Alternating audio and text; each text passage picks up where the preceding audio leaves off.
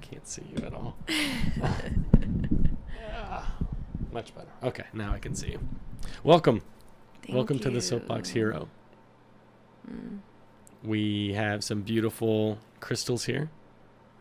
Can you want to tell me about them? Sure. What are they supposed to do? We'll jump right into the woo. What are we? What are these rocks supposed to be doing for us today? Well, these crystals have spent many ceremonies with me. I set up a little grid of these crystals with me where I go, and ultimately these have been grown in the earth, just like plants. Right. And so there's information. Let me turn this light on real quick. Don't be startled. There's information in these rocks, and they can download information with our intentions, our prayers, energies that I experience in my ceremonies. And so, you know, there's crystal technology that's used in our phones, in watches, in televisions. We can download information through crystal technology. And so this is a very basic, but ancient technology, ancient wisdom that's being held in these stones. And so what I particularly use these for is to support my intentions. So today, when I set up this grid and I tuned into what we're getting ready to do today, you know, and I asked you, hey, is it okay if I bring these in? It's because initially when I got here, we didn't even know what we were talking about, right? Right. And so this amethyst in particular, this supports our intuition. And so this is going to support us in really connecting to these higher realms within ourselves so that we can bring in the information that is needed for specifically the people that are going to listen to this particular podcast. And so these clear quartz, you know, these can basically do whatever you ask them to do. And so when I set this grid up today, this is in particularly for bringing in the energies and really anchoring them in to this space for you and me, for our intentions for this podcast today. Okay. So we taught you crystals hold information and we can download it. For those people like me who are either new to the woo or have no idea how any of this stuff works, do I just go to Best Buy and I buy a Quartz downloader and I just plug it into my computer and download that information? Like, how does that, when you say it, you can download information, what does that mean? So, okay, for instance, this particular quartz, I have brought to some mounds, some ancient mounds in Illinois called the Cahokia Mounds. And I've brought this there to harmonize with the crystals that are inside of those mounds. Okay. And those mounds are ancient pyramids that are connected to all the pyramids on the planet. So it's an ancient system that the energy is connected to. And so now I can just basically bring this there, and I harmonized them with those crystals there, with my intentions, to be able to connect. Now I have something to bring with me wherever I go, that I can now sit here with this and connect into that. And I don't even actually need this, right? I can just connect my thought into it, because that's how powerful we are as beings, you know, and it's our belief that makes it so. And for me, it makes it stronger because I know that I've set this there, and I literally sat with it on top of this mound and put my intentions into it, that this was going to sit in ceremonies with me to help support so many people. Interesting. Okay. So that's that rock. What about the rest of these? What is this one specifically? This one of my teachers gifted me. It's from Hawaii. Okay. It's a lava rock. And the goddess Pele on the big island. A lot of people say a lot about her and her energy and how powerful she is. And when he was there, he told me this story that his guidance was to take something from the island. And he was like, no, I've heard that that's not a good thing to do. That like Pele will get me or whatever. But his guidance was like, no, like there's something here for you. And so he was like, okay. So he had a box, and I think he wrote a note in it or something of like, whatever I'm supposed to have from here, like in this box. He came back like a year later and opened the box, and this was in there. And he gifted it to me. And I received this in a powerful cacao ceremony that I held for him and one of my other teachers, who gifted me this one in the same day. This one's from Colorado. I'm not even particularly sure what it's called. Somebody has told me before, but... Well, it's definitely pretty. Yeah, so to me, when I bring these ones here, these to me really represent the masculine and the feminine. And being able to have these here from two teachers that have been incredibly influential in my life and have supported me so much on my journey, I feel like when I bring these here, they have their energy on them because they were gifted to me from them. And so when I bring them to a grid like this, to an altar, I feel like I'm connected into them and also their knowledge and wisdom that they have to bring forth for all of us as well. That's awesome. Well, that's convenient, the masculine and the feminine, because I guess that's what we're talking about today. We're going to have a little discussion on what the masculine really is, because I feel like there's probably more misinformation now than ever about masculinity, toxic masculinity. They throw that term around very, very just like it's going out of style. We're never going to run out of that word. Toxic masculinity. You said this word I didn't like, or whatever. What is, by your definition, the difference between masculinity and the feminine, and what is your description of toxic? When can they be toxic? Because they can both be toxic. Yeah, so when I look at the masculine and the feminine, we have, as humans, we have both of these energies inside of us.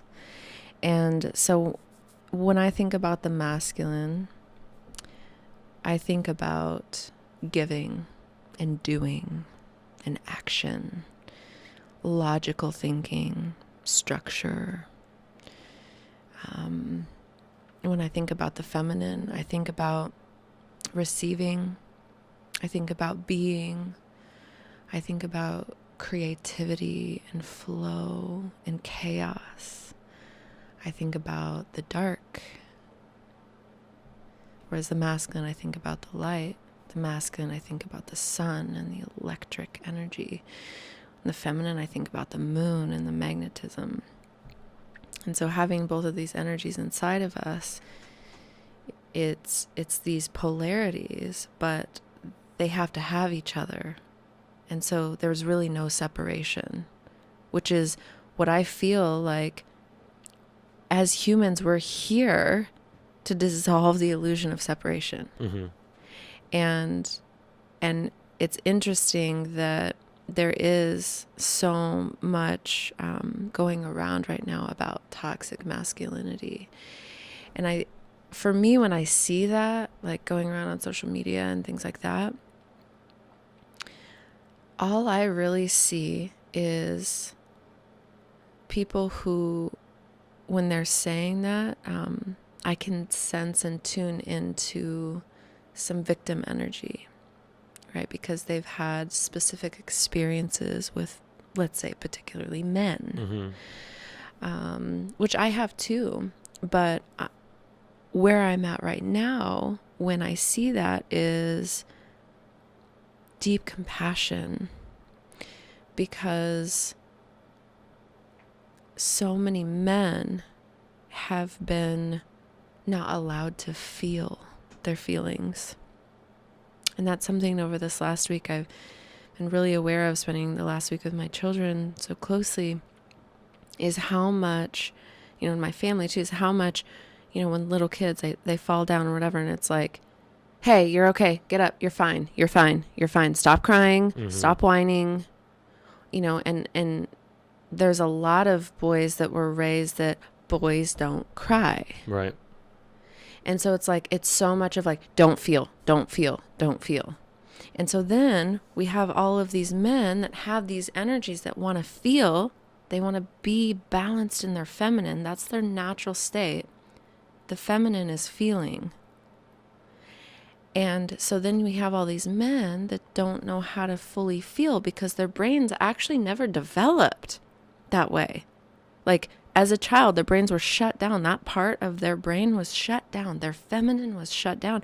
And so now here they are maybe as adults, and they actually don't have their feminine energy within them really balanced and integrated.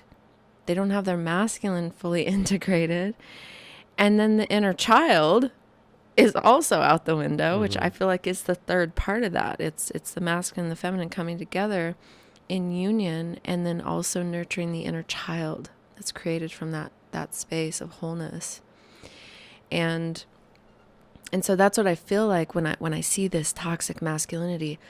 I just hold a space of neutrality, because I'm not about siding with the feminine that wants to stay in victim mentality.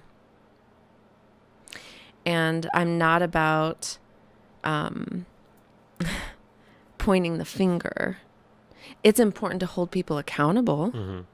But when I can clearly see that these men actually like don't know any better, they actually don't know how to not be that way, then I just have compassion.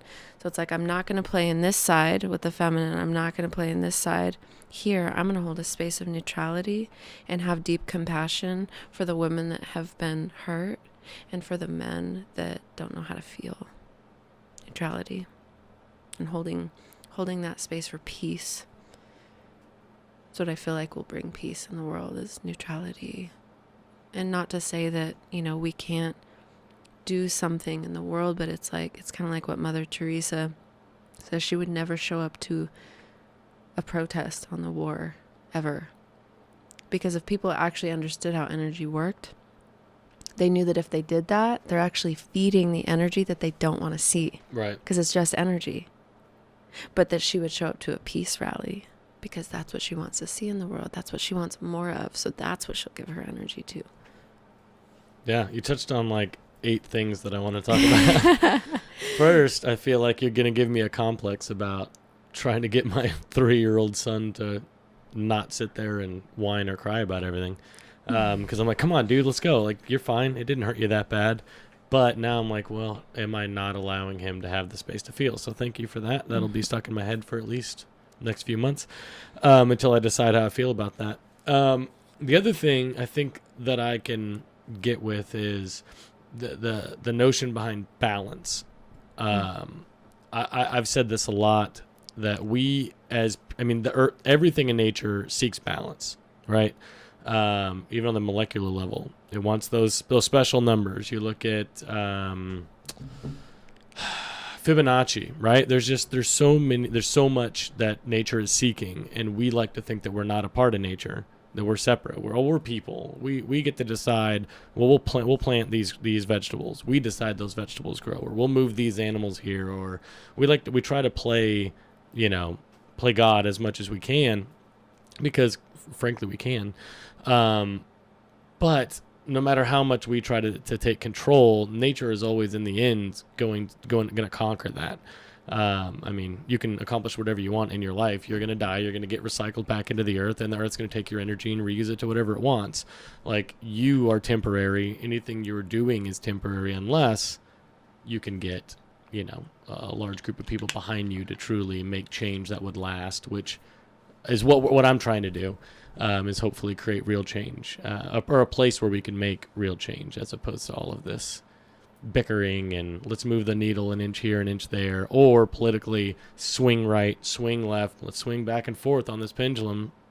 We all want to be in the middle.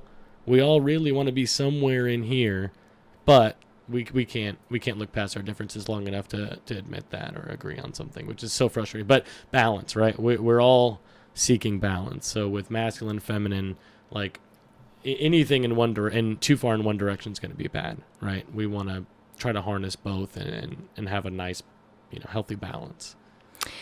Yeah, and even saying like, being too far in one direction is bad. Like, that's not. It's like, even that is just brings awareness, Mm-hmm. right? Of like, oh, it's out of balance. Okay. So even that is like just learning, which is good.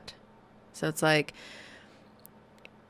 it's all perfect, and it will all balance itself out one way or another. Mm-hmm. And one of the things I want to say when it comes to your child is balance, right? Because it is important for us to let them feel their feelings, right? So what I do with my child a lot, who's 3.5, so he, right now he's figuring out his body in space. He hurts himself a lot because he's growing, and he doesn't know, he's not like fully in his body yet.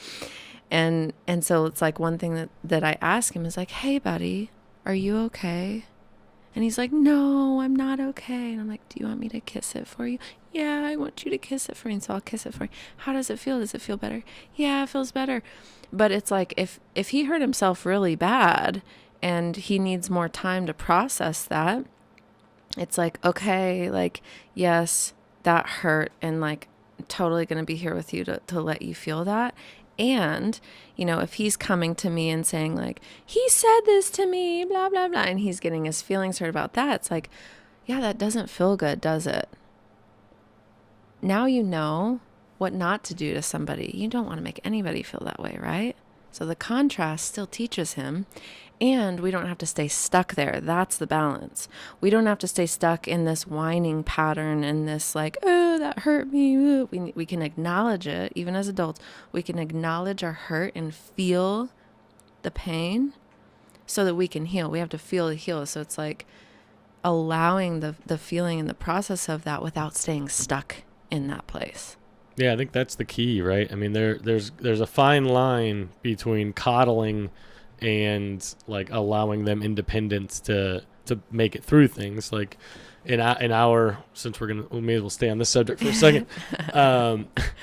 In my experience, my son will go to his mother, or used to, when she was doing this, let me kiss your boo-boos for you all the time. Like, it didn't matter what it was. He went right past me, right past anybody else, walking totally fine. Oh, my foot, I need you to kiss it. And she would.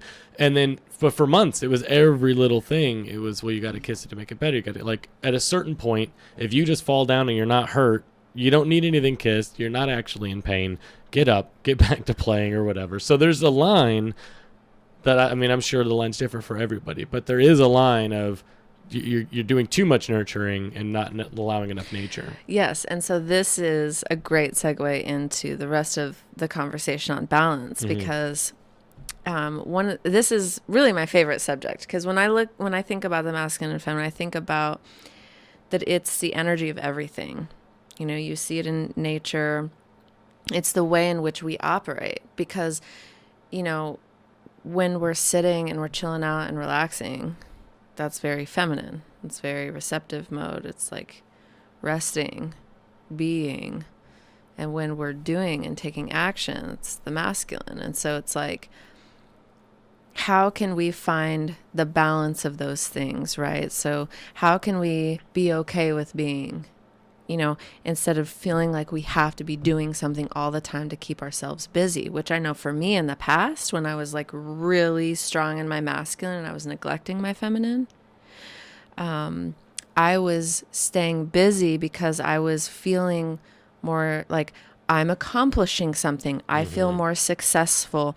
I feel like I'm worth something. And it was a validation thing for me. I was having to validate my own worth through my accomplishments instead of knowing that I'm enough without any of that. So it was actually hiding a deeper part of myself of me not feeling enough, which stemmed from a root issue with my mother. So it's like it goes really deep, and staying busy was a coping mechanism for me to not have to feel and be with like what was actually underneath all of that. And so it's like, how can we find a balance where if we're doing, having to do that every day, how can we find a balance where we can also take some time to be and relax, whether that's running a bath at night, chilling out, whether that's getting up in the morning and taking even just 10 minutes to be quiet and meditate and like sit with your cup of coffee and like be still and like really taste the beans and imagine Mhm. the farmers that grew them and the sunlight that's Or in it or enjoy the whatever. view of your yard Yeah. and how nice it is that you can look at these trees and how Right. crazy it is that there's a tree right there. Yeah, and be You know. present, like Yeah. just presence and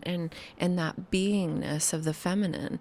And so what I've seen is that it can get out of balance even on the other side, right?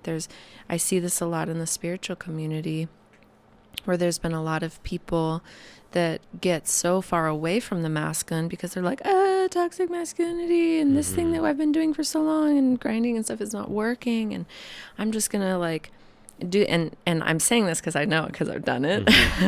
Where it's like, oh my gosh, I've got to get out of here. I'm getting rid of everything that I own. I'm like buying a teardrop camper, moving into my car. I'm just like, I don't know where I'm going, what I'm doing, for how long. You know, I had no consistent source of income. I was in constant flow all the time, never knew where I was staying, where I was going. It's like, that's the flow and the chaos of the feminine. I was in that for a long time. And that's what I needed because I was in the masculine for so long. And I really needed that time to cultivate and understand my feminine and really nurture the inner goddess inside of me. I really needed that. And then it reached a point where I was like, okay, we need to figure out like an actual strategy of like, how are you going to like provide for yourself and all these things. And it's not that I have to worry about that because I know that I'm always provided for, but I have to take my feminine intuition and the thoughts that come to me of like, hey, do this thing. And this thing, if you do this, will generate some energy, which will bring income in. And I can have those downloads all that I want. I can receive that intuitive information through the feminine side of me. But if I don't take action on what the feminine is bringing to me, what do I have? Nothing but a bunch of cool downloads in my head and all these ideas, and then I don't have any grounded action. And so that's what I've been integrating a lot this year, and particularly, which is interesting. You know, today is the last day of this, you know, not only this year, but this decade. Yeah, I thought it was a pretty good day to do our podcast. Yeah. And so this particular year, 2019, in numerology, if you add up 2 plus 0 plus 1 plus 9 is 12, and then you break it down to the smallest number. So 1 plus 2 is 3. Okay. This year is the 3. And when you think about the 3, it's the Trinity, the masculine, the feminine, the inner child, all coming together for wholeness and union. That's what this entire year has been about. How can we balance our masculine and feminine and inner child? Because we're getting ready to go into 2020, which is, I see clear vision. I have a clear vision of what I want to create and how I need to create with my masculine and feminine and inner child. And then when you add, 2 plus 0 plus 2 plus 0 is 4. And you think about the number 4, it's foundations. You have 4 sides to a pyramid. You have the 4 basic foundations of a house structure. You have the 4 seasons, the 4 directions, the 4 chambers of the heart. 4 is a very significant number, and it's about grounded foundations. How can I have a grounded foundation in my life if I haven't balanced my masculine, my feminine, and my inner child? And so then when I think about the 4 and that additional component that's building is the wise elder inside of me that has experienced the one of my individuality and understanding that like who I am, really. The 2 of like, who am I in relation to you, and understanding that we're actually not separate and that we can work together as a team. Into now I'm cultivating that within myself, this inner wholeness of the masculine, the feminine, and their child. Now as the 4, bringing in this wisdom of the elder inside of me that's experienced all these things, that can take the memory of these experiences as a wise elder and integrate that and remember it to create strong, stable foundations with. Interesting. So that it made me think of something. I've heard a lot recently about change that's a coming. I would definitely love your insight on this. So for one, I feel like a turn. I have felt like a change in the tide. Like the tide's been coming in and now it's going out. Like you can just feel that pull. Like when you're standing in the ocean, when that tide starts pulling on you, like you can physically feel it. I've been feeling that with people starting to realize like we're not focusing on the right things. I was in Eureka Springs this weekend, and we were at the Crescent Hotel, and they were watching college football. And Amber and I, we just looked at each other, and we're like, "Do you ever get that feeling that like, I don't know, maybe that's why they call it like the God medicine or the God plant or what have you, is like you kind of look at like what are y'all doing? Like you're missing the whole point. You guys are." That's great. Some kid who's being exploited for a university scored a touchdown, who's making $0. Meanwhile, this university is making millions off this kid. Like, that's great that he scored that, but you're excited, and you're going to use words like, we did it, and we beat you, and us versus you, LSU, you suck. Like, whatever the team is, it doesn't matter. All of these rivalries, all of this tribalism, all of this my team versus you team, me versus you, we can't be together. It's the exact opposite of what you're talking about, where we are one, we are connected. Like, we can't avoid that. There's a lot of people that are still very focused on these entertainment options rather than the real life that's happening around them that they could be playing a part in and improving, but instead they'd rather spend their time and energy, focusing on trivial games that other people are playing, and they're not even participating. They're in a bar drinking, looking at a screen, watching someone else participate in their world. They're living their life, but you're at a bar watching someone else live their life, and that's where you're getting your fulfillment from. Like, it's no wonder so many people are unhappy. So many people don't feel fulfillment in their lives because they're not doing anything. They're out there making money for another company so that they can, put their kids through college, so that they can work at another company, so that, like, it's just, we're spinning our wheels. And just that revelation, that realization, we were sitting there like, what are these people? Like, what are you doing? Like, it just doesn't make any sense. So this change that's coming, certain people aren't feeling the change, but there are a lot of people that are feeling the change, that are waking up, as you say, or being woke, whatever, trendy term they're using today. But opening your eyes to what the world really is around you and what's important and what we should be doing, what we should be focusing on, and the things that really need to be improved. Like, I keep hearing from certain people that there is change coming in the next handful of years. Everything's going to be torn down, and it's basically going to be, the world we knew in rubble. So, like, that's scary. That's intimidating for someone who's new to the woo. And like that, I don't know what to take of that. So in your summation, in your from what you see, what changes are coming and how are those changes going to manifest? Like, what can people expect to see? Like, if we're Babe Ruth, we're calling our shot right now. Hey, this is what's happening in 3 years. Calling it right now. Like, what are we to expect? What kind of changes are we going to see? Mm-hmm. It's a really good question. Thank you. I want to speak to, before I go into that, what you were talking about, some people not really feeling this wave of energy that's coming in. And I want to say that, we're all on the same planet together, experiencing the same energies. And I believe that the people that are even experiencing what you were talking about and still living in that way, they're experiencing the same energy.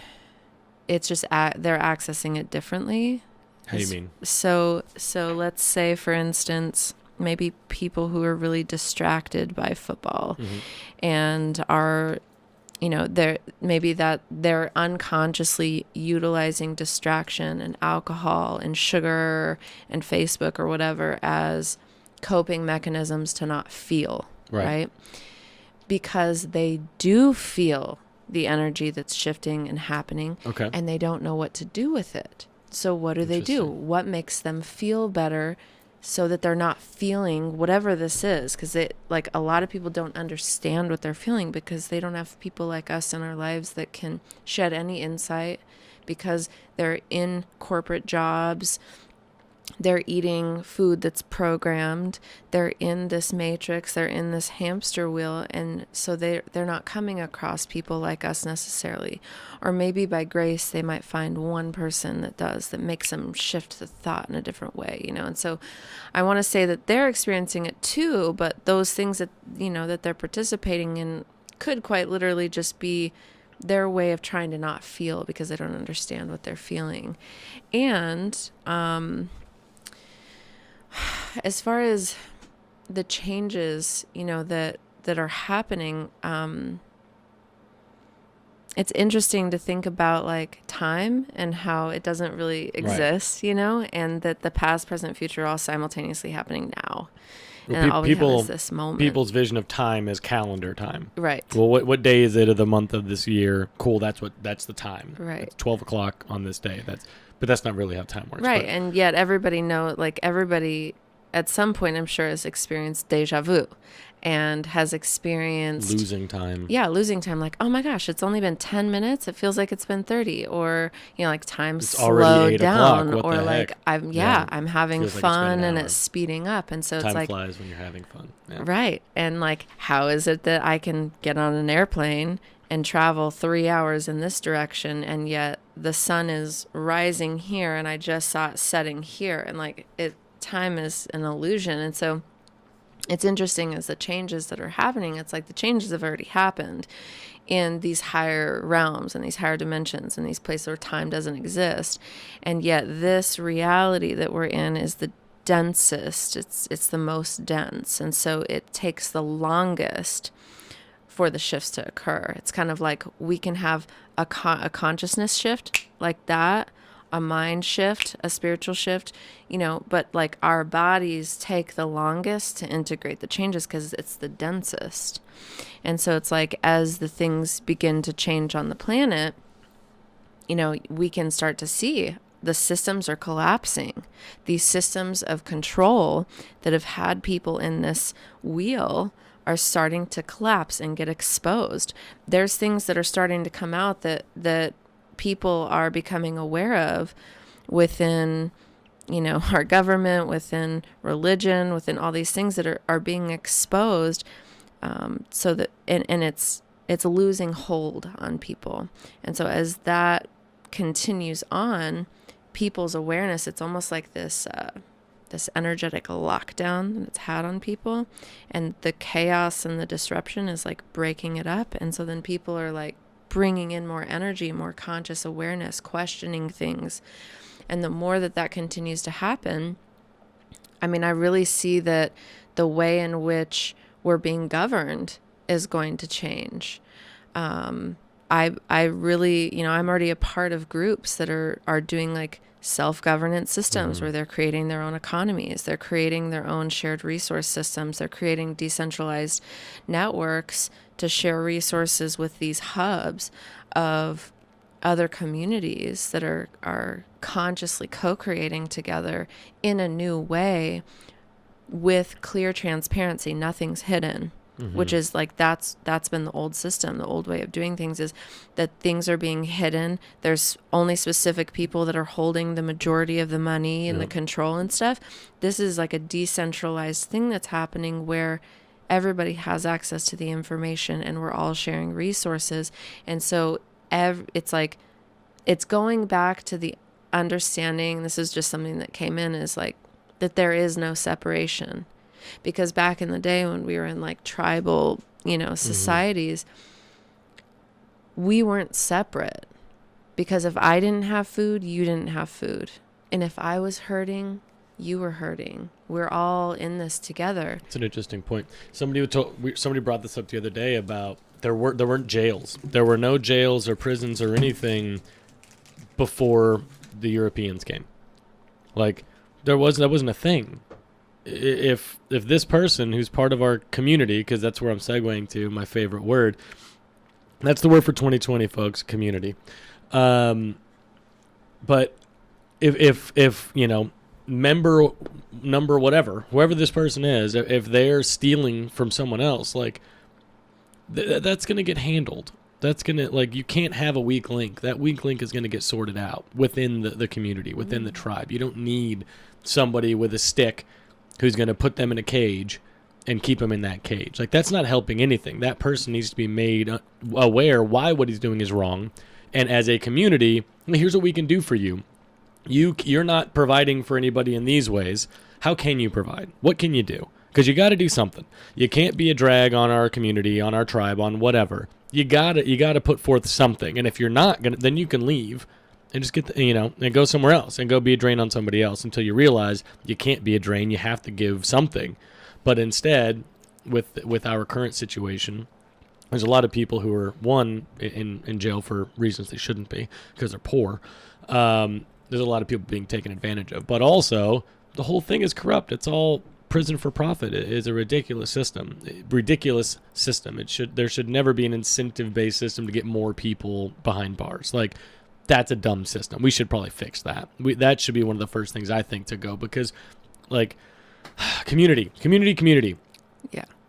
You need it. It's the thing where we're missing. I think that's what I'm trying to build. That's the thing I want to affect the most is, let's find one place where everybody can get together, where we can all look at the big picture and let go of our biases, all the baggage we've been carrying our whole lives. Let's look forward. What do we want to create? Mm-hmm. What do we want to do with this thing? Because we're here.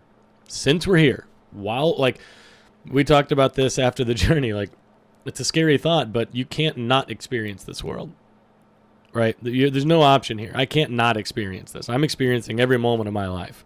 And when you go down that rabbit hole, it can be kind of scary. But once you accept that, I left with this idea of, well, since I'm here, since I can't do anything about this, I have to experience this reality. Why don't I make this reality better? Why don't I try to improve my situation? Because I'm in this reality, same as you, same as all the people live in this neighborhood or in this state or in whatever. We're all connected. We're all participating in this thing. So why aren't we trying to make it better? And that's kind of what I'm wanting to help people find is that kind of perspective. And let's come together and let's see what we can do. Yeah, it's really beautiful that you have that vision, and so many people are getting that hit right now. And one thing that I want to address that you were just speaking to is, like, as humans back in the day, if you didn't have a tribe, you would die. Right. So our survival was based upon connection. Mm-hmm. Whereas now, we've been programmed through separation and being in our own little boxes and the little control systems that are happening, bigger control systems, that our survival is based upon dollars. Mm-hmm. Literally, pieces of paper from trees or plastic that we're using, or electronic. I was just say, if funds. You even get the paper, numbers in your account that you receive for your energy. So we have now, as a species, have been genetically modified, basically, to think that our survival, and not only think that our survival, but literally it be programmed into our DNA, just like a computer getting a program to operate in that way. And so it's like when those things come up within us, like, let's say we're going to start community, and then all these fears about, oh my gosh, how are we going to do it? And the money and all this stuff. It's like, if we can just feel that and literally feel it in our body and, like, thank our ancestors for, like, and our ego and our things like this trying to protect us from experiencing death, basically, because that's what it all is rooted in, is a fear of death, right? Not surviving, right? So if we can acknowledge, like, oh, this fear is actually rooted in the fear of death, but right now in this moment, I have a roof over my head, I have water to drink, I have food to eat, I'm at peace, all these things, and coming back to deep presence and connection with one another and transparency, so that we can share resources, so that we can come together and say, hey, what are your goals and visions? These are mine. What are your skills? What are my skills? How can we put these things together to create something more than what I could ever do by myself? Because, like, we literally can't do it alone. Like, that's that's something that, it's important within ourselves to become sovereign, right? So like for me, it's important for me to fully integrate my masculine, feminine, inner child. That way I'm not trying to get you as an external source to fill something inside of me that I don't have, right? Because then that would be codependency. Right.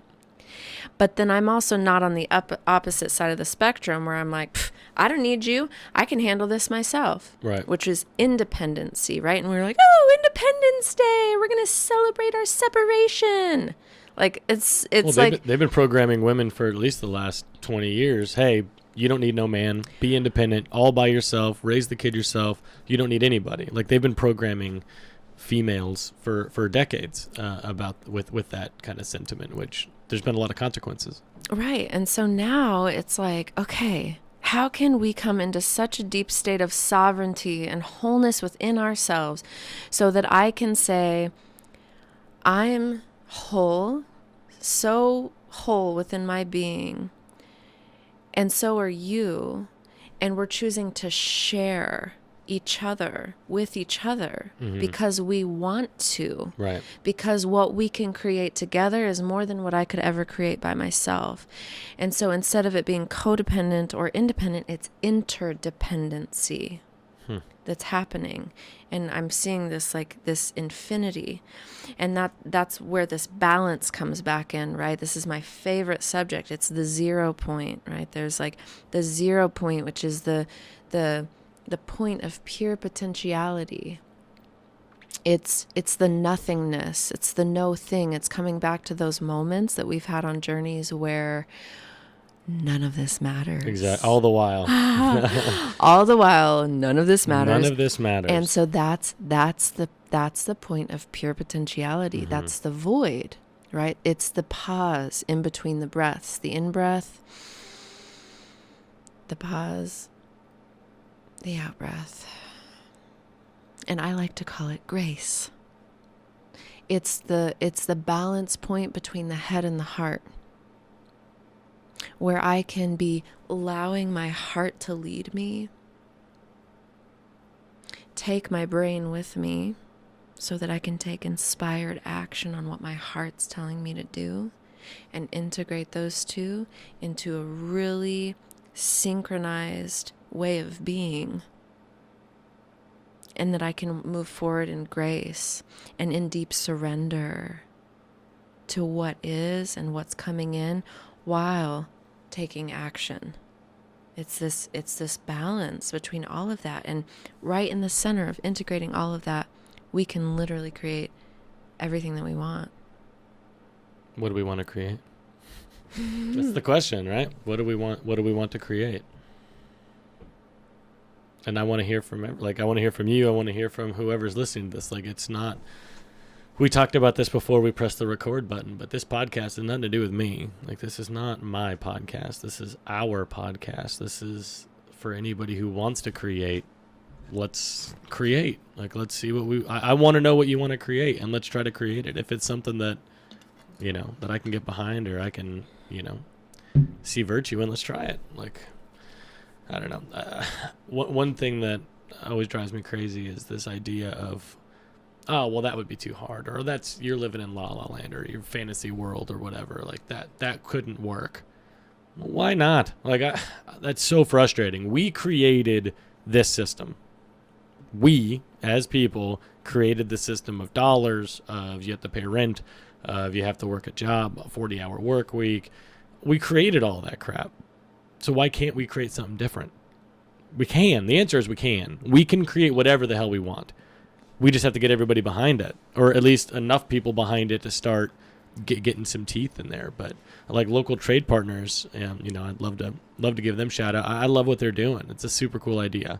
If you're not familiar, I think you're familiar, but redefining what money is, because money is so suffocating for a lot of people. Most people live paycheck to paycheck, and it's designed that way. Like, do you really not think for a second that there isn't a group of people that are like, okay, well, if you raise rent on people or taxes on people, then we have to lower gas. or we have to make food cheaper. Or if you're going to move gas, then we have to bring something out. Like, there's this balance. There's a constant balance of, well, we can't take too much money from them because then they're going to revolt. They're going to fight us. They're going to say, no. This isn't even enough to live. But if they give you just enough, cool, well, I have enough money to go into debt every year around Christmas so that I can buy people shit they don't need. So I have enough money to do that. Well, then I'm okay. All right, that's enough. I'll keep working 40, 50 hours a week, never see my kids. Totally worth it. As long as I can go into debt every Christmas and then spend the whole year trying to pay off that Christmas bill, and the next year do the same thing. All the while, Capital One's happy to raise your credit card limit every year. Hey, don't worry, you can spend more of our money so we can get more out of interest.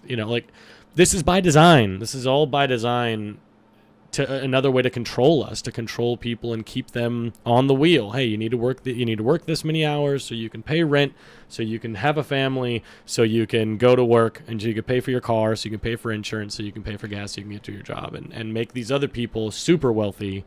Like, I'm tired of doing that. I don't know about you, but that game's old. I'm tired of playing that game. I don't want to play that game anymore. Let's make a new game. Let's make a game where we focus on water that we can drink and food that we can eat, and people feeling worthy and not being depressed and killing themselves. Like, depression's higher than ever. It's just ridiculous. This isn't working, right? Clearly this isn't working. So we need to be doing something different. So what do we need to be doing? That's the conversations that we need to be having. What should we be doing differently? So I feel like the answer to that goes back to the balance. It's the balance of the masculine and the feminine and the inner child, because that system that you're talking about is a hyper masculine structure. Mm-hmm. And most people aren't aware of the fine understanding of how energy operates through frequencies, and understanding that even the way in which we track time, like our calendar system, the Gregorian calendar system, is based off of a 12-month structure when there's actually 13 new moons per year. 13 is the feminine. It's the number of the goddess. This is why Friday the 13th, and they've tried to make people be scared of it and stuff. It's actually a deeply sacred feminine day. And so the feminine all the while has been getting suppressed, right, in this hypermasculine structure. And so it's whereas it's been opposite in the past, where the feminine was the hierarchy, it's now it's these huge pendulum swings, and now it's time to come back into the center, into that balance. Mm-hmm. And know that we can't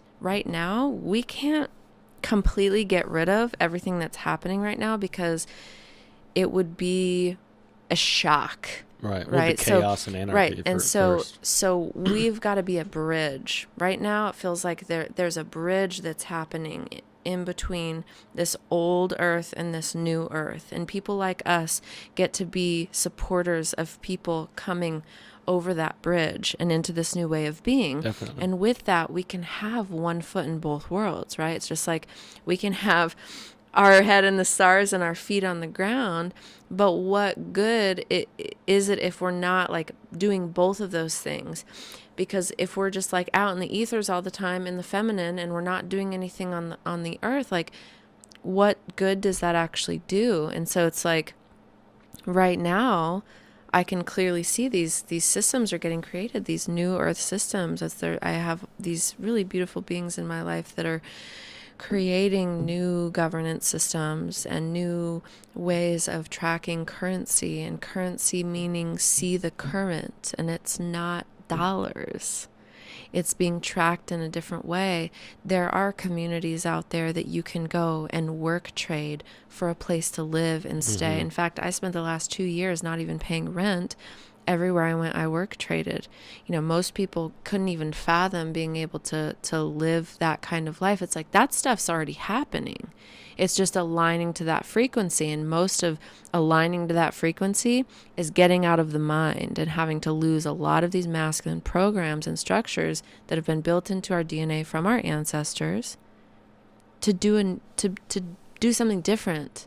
To do it in a new way, in a feminine flow where our intuition is guiding us, and then we allow our masculine to support that. It's kind of like when we put together a puzzle, what's the first thing that we do? Yeah, edges. We put the edges around. We create a container for the creation. There's that word again, container. Yes. So then we, and then, I had a crash course on containers recently for those of you that aren't aware of what containers are. So we create this container, this masculine structure to create inside of, right? And so it's kind of like something super simple,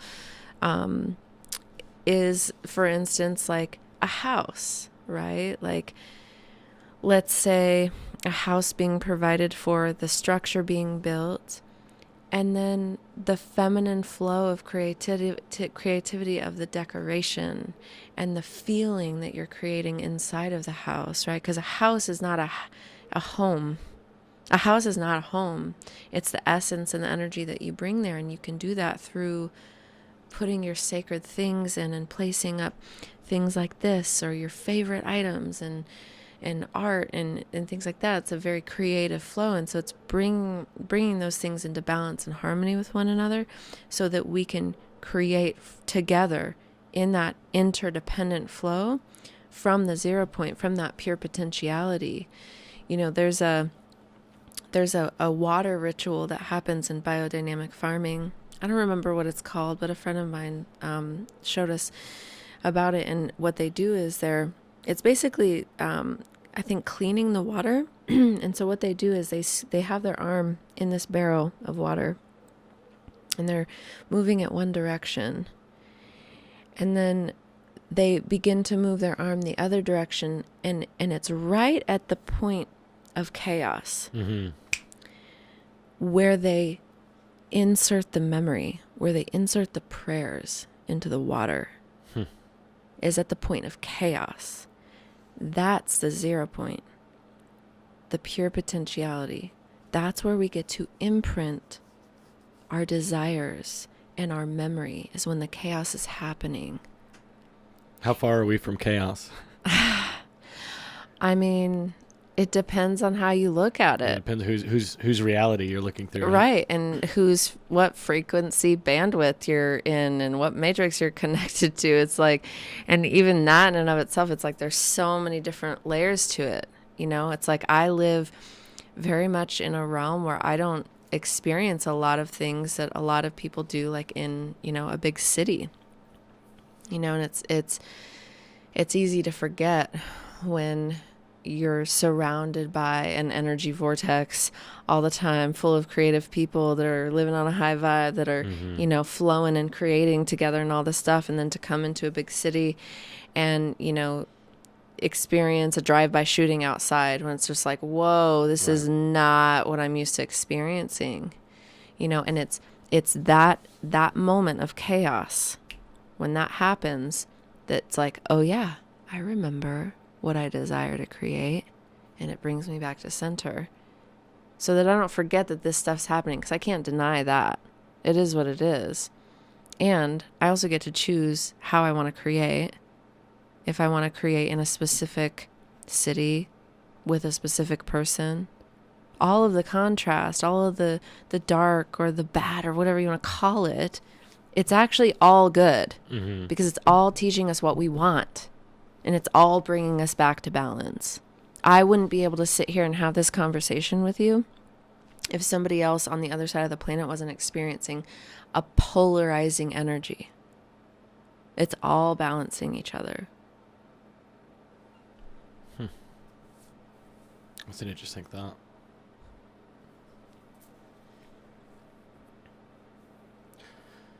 Yeah. So let's... I don't want to sit here and ponder. That's not very entertaining to watch me think. So let's talk about... I want to jump into your background, if now's a good time to talk about that, because it's certainly you have quite a grasp on this world, but you haven't always, you know, operated in this world,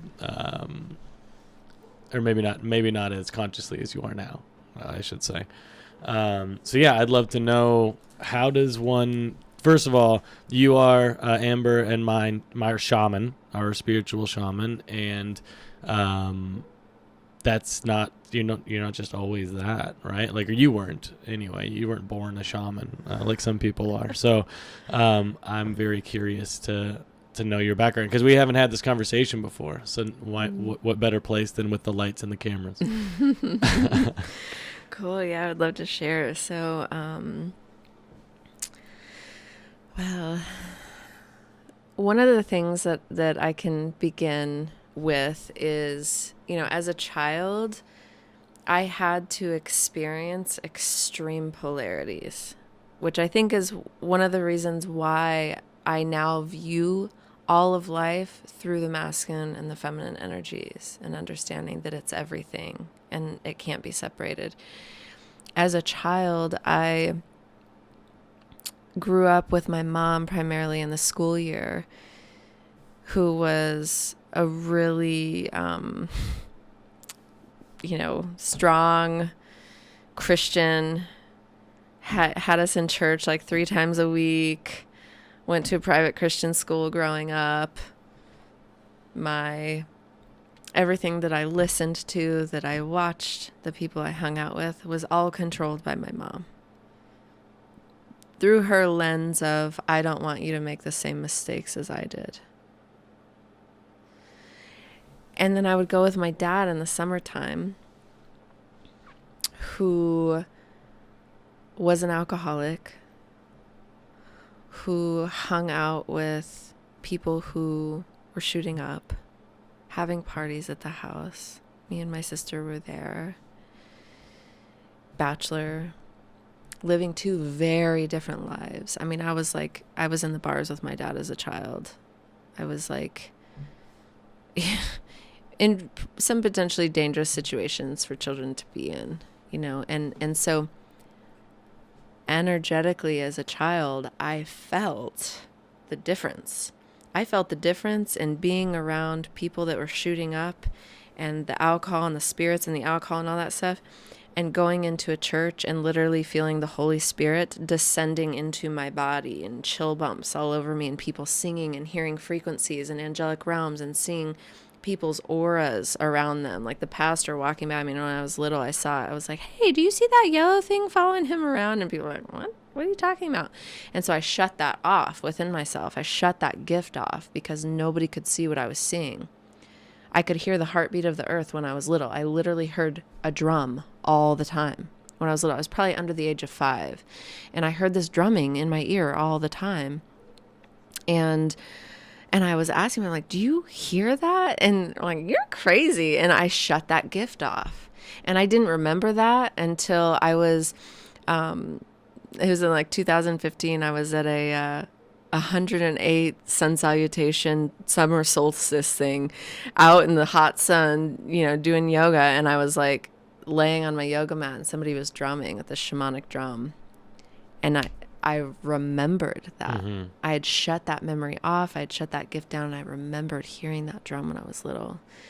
And so experiencing these 2 polarizing energies as a child allowed me to really have some gifts that I'm now able to support other people with in understanding energy, because the way in which humans have been manipulated in their genetics and in their being over time has gotten away from nature's frequency, has gotten away from our gifts and our abilities. A lot of it has been shut off in our DNA. It's being blocked by these other things. And so it's like experiencing that as a child.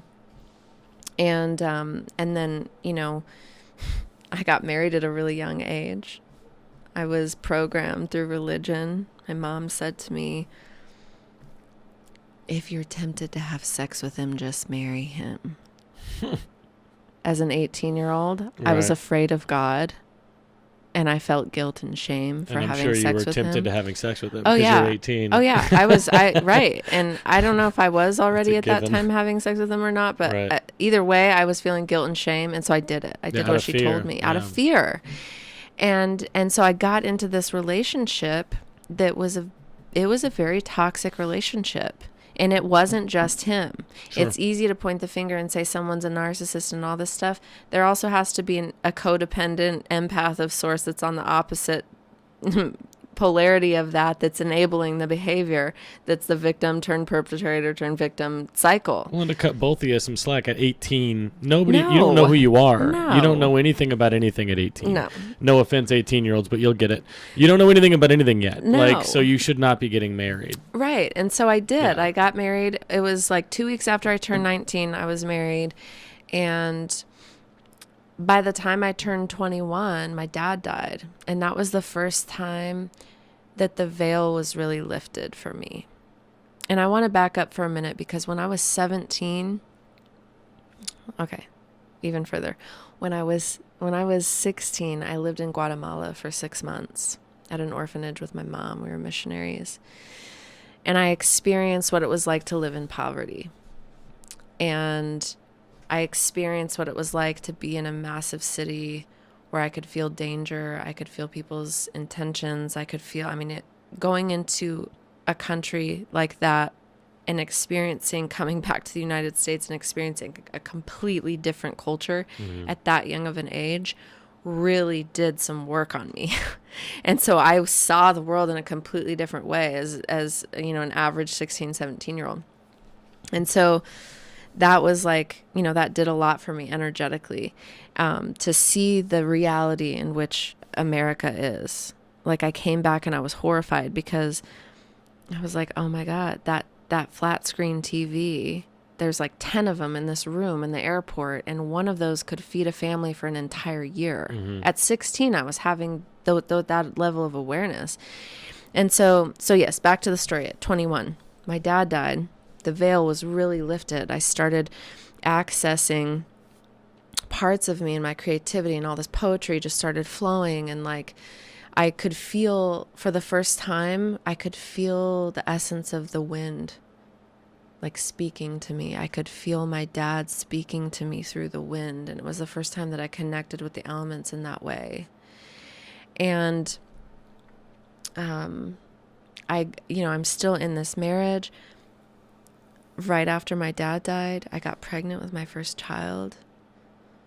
She was, when she was 4 months old, I got pregnant with my second child.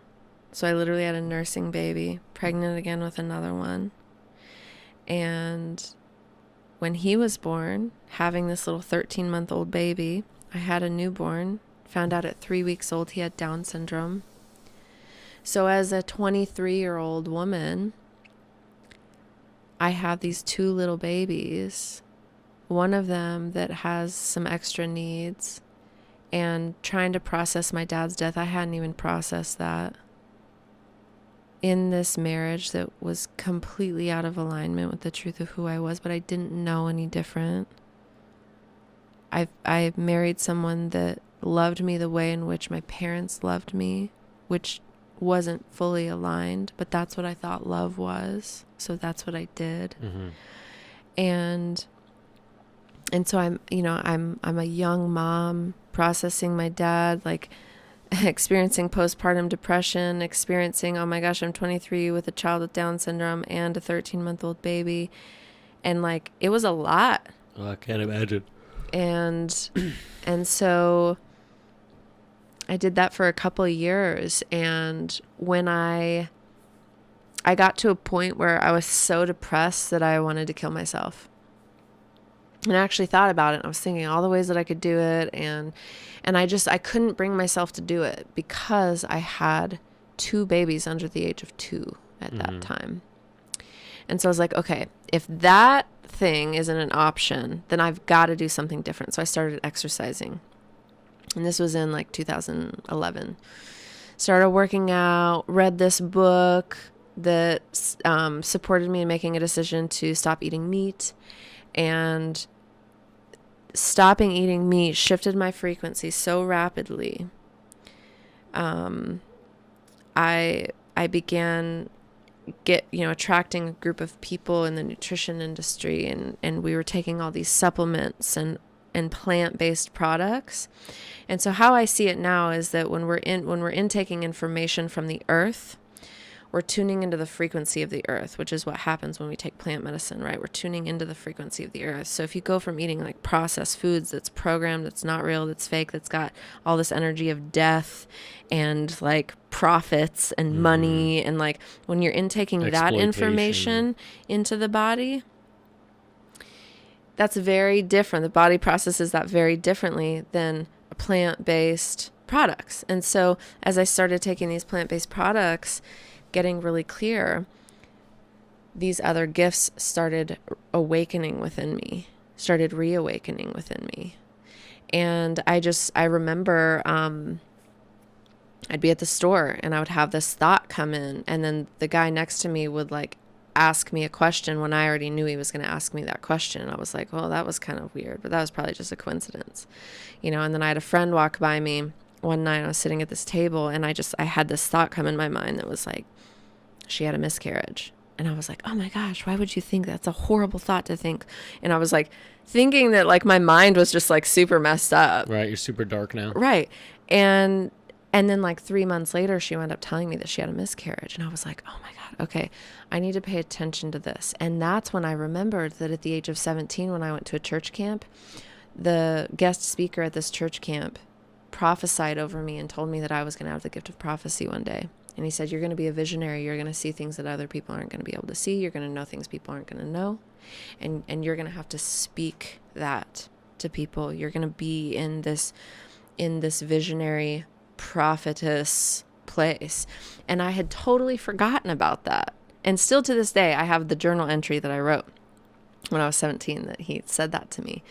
And so here I am at the age of 25, reawakening these like psychic abilities through the power of eating from the earth and getting that information. And so, you know, I wound up leaving my marriage. I was around these people that were doing personal development, eating well, exercising, positivity, you know, and it started to shift me and change me. And I started to see in my life, like, I can't hang out with these people anymore. I'm not gonna, like, I can't be my fullest potential. And so got out of that marriage, became a single mom, started up my own business because, you know, money was tight. I was a part-time hairdresser at that time. I thought I found like the dream job, you know, because I was so like, it was my art. I was an artist and I got to talk to people. And I didn't realize this at the time, but I was doing healing work with people in my chair. I was holding sacred space for them. I was listening to them. I was like exchanging information with them. I was massaging them with aromatherapy oils. I was using plant-based products at an Aveda spa. So it was like I was already working with the plants, even when I wasn't aware of what I was doing. And I was removing energy. I was removing energy here. I was removing energy through massage. I was literally removing energy off of them. And they would walk away with a pep in their step. And like, you know, I could see that I was doing something energetically for them.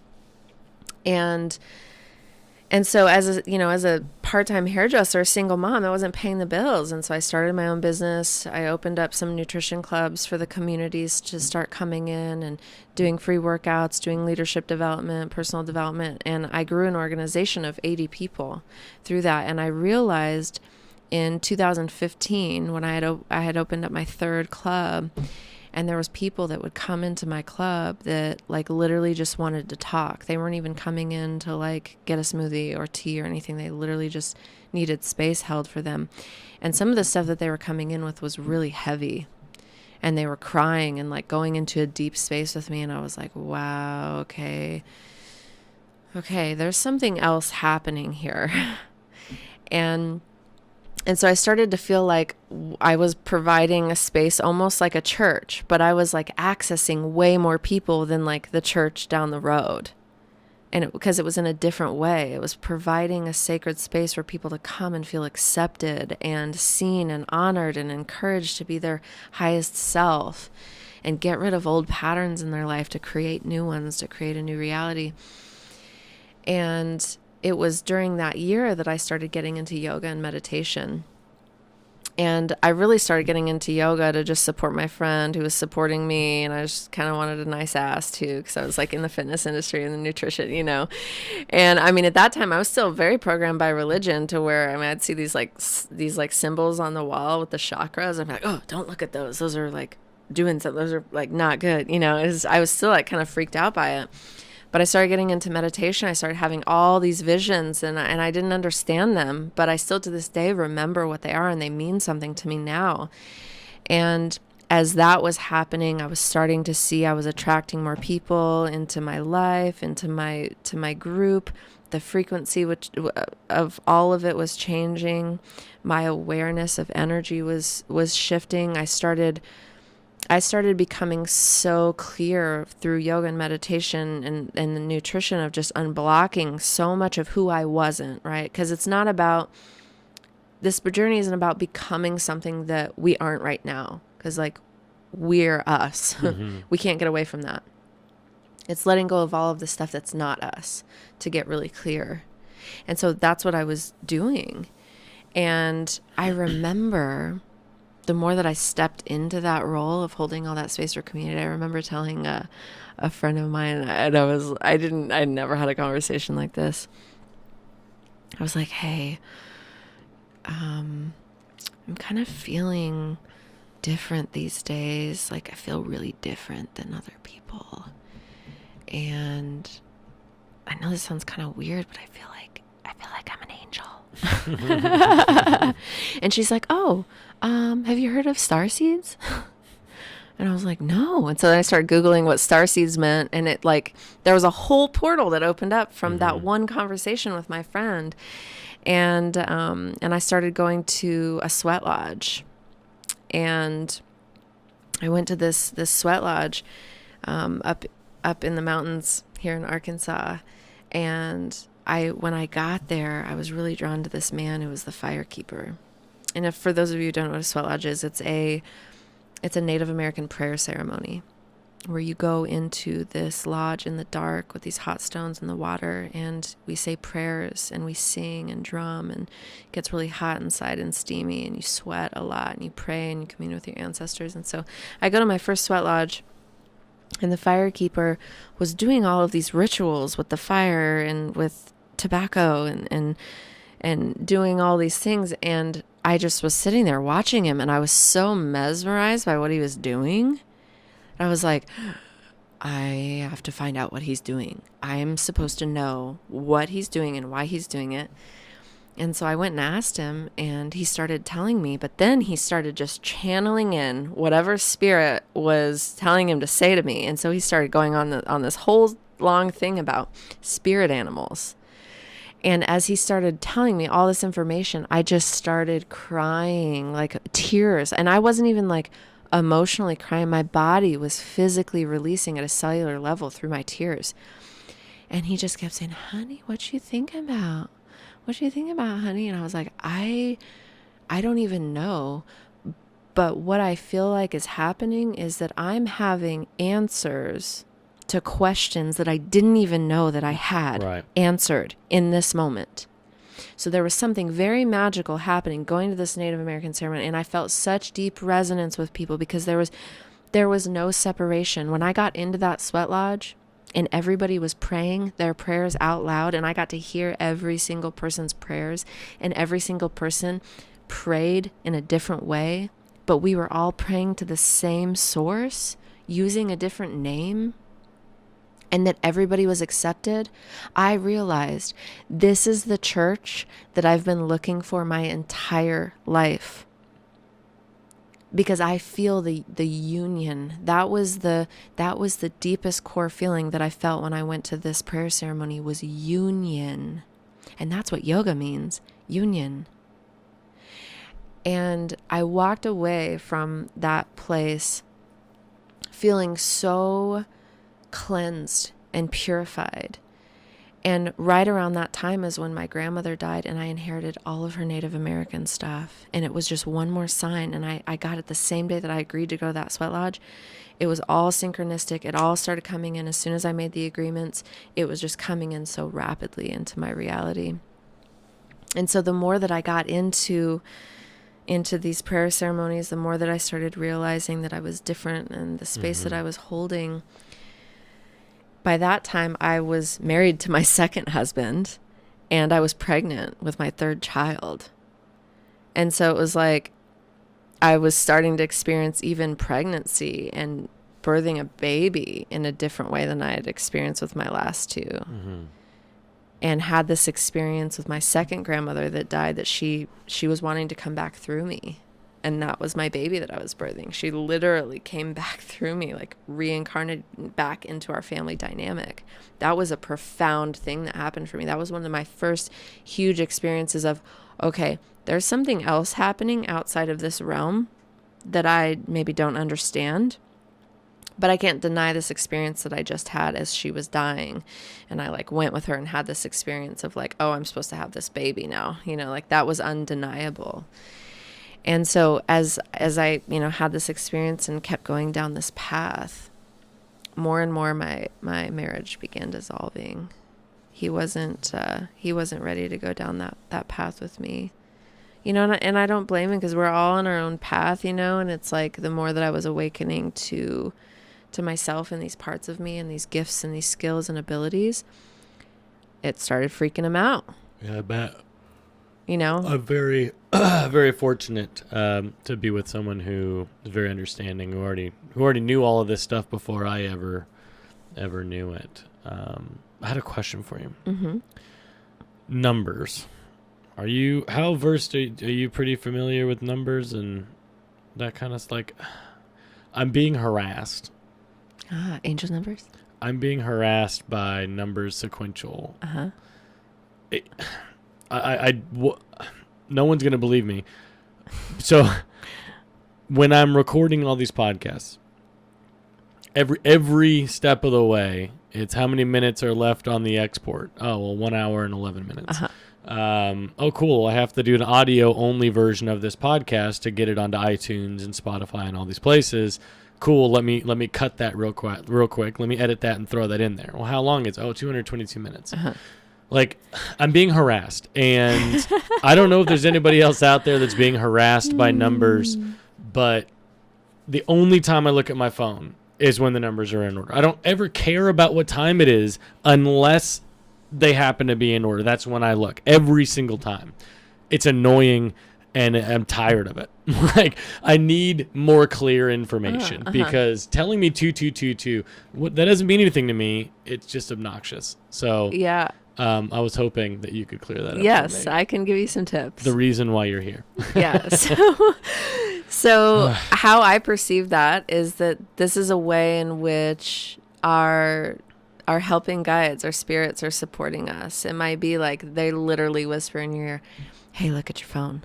And then that's when you do it. You're not consciously aware that that's what's happening, but like you get the energetic hit to look at your phone. So what you can do is you can actually, this is so amazing in 2019 that you can Google what angel numbers mean, because there's been all these studies about what the different frequencies of each number mean. And so you can look up angel number 111, Google, boom, and it tells you exactly what it means. And I also encourage you to tune into yourself, what it means for you based upon that and what you really feel too, because like 111, I look at that as like manifestation. You're on the right path. Keep going. Keep doing what you're doing, right? So that's like when you're doing this podcasting stuff, your guides are saying, hey, good job. Keep doing it. Keep the faith. Keep going. 222 partnership. Keep going. You're doing a good job. You're going to be attracting the right people, the right places, the right things. When I think of 333, I think of the Ascended Masters. I think of Jesus. I think of really a lot of guidance and support. You know, 8s are like abundance, 4s, foundations, keeping steady, strong, stability. You know, there's all kinds of number sequences, even if it's not double numbers and you keep seeing the same number over and over. Just Google it. Just Google angel number, blah, blah, blah, and it will give you some insight. I'm always afraid to turn to Google because there's a lot of misinformation. So I don't know. For me, what it feels like is, hey, you're doing what you're supposed to be doing. Yeah.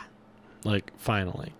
Because I haven't always seen That's why it's obnoxious, because it's like out of nowhere. It's like Bruce Almighty and all this, like all of a sudden, who the hell's talking to me? Why do I have all this new information coming to me that I didn't have before? It just feels, I don't know. It's new, and it's a little intimidating, to be honest. It's like all these doors have been opened to this new world of the woo, and I'm still a skeptic. I will always be a skeptic. I think that's why I'm on this side of the table and doing this thing I'm supposed to do, because everything somebody says, I'm like, well, okay, well, let me dig in there. So like with numbers, my initial thought, and I've heard this too, is like, well, yeah, you're going to see lots of ones repeating, because that's the most common number that you're gonna run into with the 24-hour or 12-hour especially with the 12-hour clock. You're gonna see 111 twice, then you're gonna see 1111 twice. So those ones repeating are far more common than fives repeating. You're gonna see that twice as opposed to 4. So I don't know, it's one of those things. It's hard to go all in on anything anymore, because there's so much information that we have to process if we use Google, rather than like just sharing what your thoughts to me. Like your opinion carries a hell of a lot more like weight than what Google would ever tell me, because I trust what you're saying, whereas I don't know that I can trust what's on the internet. Right. And a lot of the places that take you on Google are websites of other people that are studying these same things, that are just have that information on their website, or have access to numerology and have been studying numerology, and so it's like, it's not even just accessing Google, it's like other people that are doing similar work. But I understand what you're saying, and I also I've done a soul blueprint reading for you, and your primary energy as your soul is divine truth, so you want to know the truth, and like, so you're very like wanting to find out what's true and bring that forth. And like, so the whole like skeptic thing is, it's totally just a part of who you are at soul level. And so it's good. And because of that, now, we're having this moment when we get to share, different aspects of truth with one another, and take what resonates and leave what doesn't. It's like whatever I say when I bring presence on social media, it's like I encourage that, because there's some things, even other teachers that I trust, it's like some of the stuff doesn't resonate with me, but some of it really hits home. And it's because there's some things that I don't need from them, That's interesting. So. Yes. I left off with my husband. Oh, sorry. That's okay. Took a turn. Just a little intermission on the story. So my husband, began to feel less resonant with me the more that I got into working with spirituality. Right, as you begin to grow. Yes, and it was because he had a negative opinion around religion. And so he just kind of compartmentalized it all together, and then also didn't understand spirituality, and so was rejecting it. And he was very scientific based, even though we both are, we both realize, oh, we're saying the same thing, we're just using different languaging. So science and spirituality is so like saying the same thing. It's just literally the languaging around it. And so, so he started getting really uncomfortable, and started numbing out more, using more substances, like getting less communicative with me, less engaged in what I was doing, more of like, yep, I'm just going to hear and like, yep, do your thing, but that's not what I want to do, and it's like, that's not what I signed up for in my marriage. Right. I signed up for a partnership. And so, we wound up going our separate ways. And when that happened, I began to attract some multidimensional beings in my life, unlike anything I'd ever met before. People that I was talking to them, they could see my thought forms in the etheric over here. They could tell me exactly what was happening. Started telling me that my son with Down syndrome was a multidimensional being that was operating in another dimension, assisting me in my work in the world. I had 2 people tell me the exact same thing within 5 days of each other, which was 1 week after me and my husband split up. So when I let go of that energy and that reality with him, all this other energy started coming in. And so that's when I was like, oh, okay, what's happening right now to me? And I thought I was going crazy. You know, I already knew that I was like different. Mm-hmm. But like at that point I was like, oh, okay, I need some support. Doesn't everybody feel like they're different though? Like it's this Maybe. reality is so frustrating because it's impossible for me to know what your consciousness is.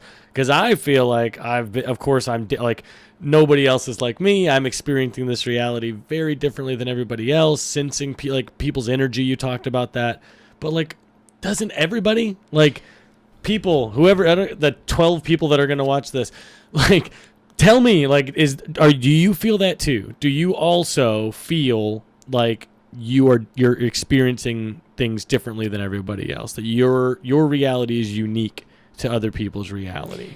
I think that everybody to a certain extent feels that, and I think that's why the hero's journey is such a collective thing for us, is that we are all the hero of the story. Mm-hmm. That's a collective archetype that we as humans have within our consciousness. The ways in which I'm speaking of feeling different than everyone was I could see the programming that was happening. I could see the distraction, like what you were speaking that you and Amber experienced the other day. I could see that. It's like, and I would talk to somebody that I was friends with. I'd be like, do you see what's happening? And they're like, what are you talking about? That's what I'm talking about. Being different was like, okay, we're not seeing the same thing. We're not tuning into the same awareness. That's what I meant by like feeling different, is that the large majority of people are programmed. They don't even know that they're programmed, and they're doing this thing thinking that's the normal thing to be doing. Mm-hmm. I think deep down at a soul level, even if they're not aware of it, there's got to be something inside of them that's going, oh, there's got to be more to life than this. Right. This Absolutely. Can't be it. And yet I also have come across people that I feel like are not fully even human, that their body is being used as a host for other beings and energies to be operating through, and that there is not really depth there within them. I've experienced that as well. So I feel like it's like a combination of things. But yeah, I mean, you know, I began to really feel like, okay, I'm experiencing stuff in my reality that I don't know anybody that's experiencing these kinds of things. So it's like having all of that past background of feeling different, feeling like realizing I was holding a lot of space for people. And then all of a sudden I'm bringing in people into my reality that, you know, are telling me this stuff about my son. I was experiencing a lot of things, a lot of synchronicities, like massive synchronicities, like hearing a voice say, you need to do cacao ceremonies. And I was like, what the hell is a cacao ceremony? And then that same day I listened to this specific podcast for the first time ever, and it was all about cacao ceremonies. You know, like that's not a coincidence. So it was like the synchronicities, like massive synchronicities, were picking up very quickly. These beings I was manifesting in my reality very quickly. And so I wound up like just surrendering to what was coming in, what was flowing, and it was the most painful thing I've ever had to do. I was guided to give full custody of my children to their dads because I was not in a place to be a mother full time. Within my being, I was not there, and I was clearly guided that because I was trying to maintain control. I was like, no, this is what mothers are supposed to do. They're supposed to be this way. And then all this information started coming in around culture and conditioning and, you know, these other matriarchal societies, and, you know, that it's like a very cultural thing that's been ingrained in us, and realizing it's also in my DNA. Right.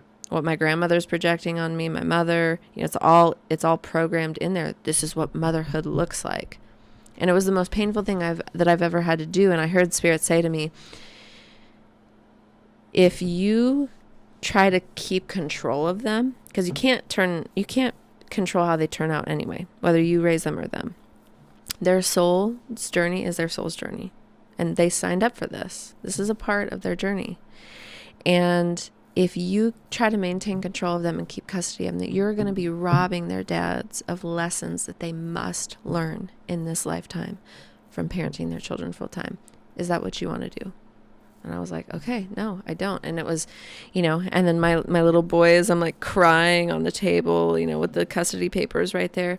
My little boy that, the two different people said, this is a multidimensional being helping you. He couldn't even hardly speak at the time because his speech is very delayed. But he came up to me and put his finger on my third eye and rubbed it and said, Mommy, go. And that's when I felt supported.